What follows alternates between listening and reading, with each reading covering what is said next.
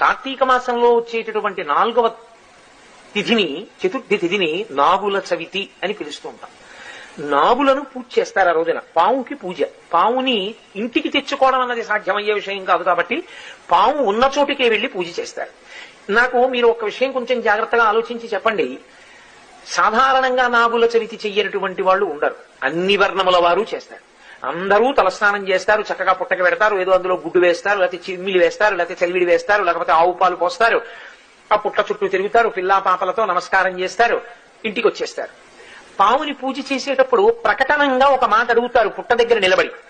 ఎందుకు అడుగుతారు అంటే దానికి కారణం ఉంటుంది. నాగమును దేవతగా భావన చేసి పూజ చేసి ఆ పుట్ట దగ్గరికి వెళ్లి అది తినే పదార్థములను ఆ పుట్టలో సమర్పణం చేసి ప్రదక్షిణం చేసి నమస్కరించి ఆ గోవుని అక్కడ ఉన్నటువంటి ఆ పావుని ఒక విషయం అడుగుతారు.